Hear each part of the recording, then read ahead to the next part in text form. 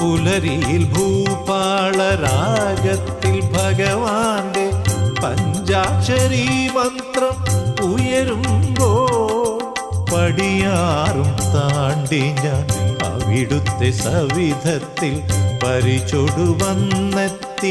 നിന്ന പുണ്യം എൻ്റെ പരിതാപമൊഴിയുന്ന സത്മുഹൂർത്തം.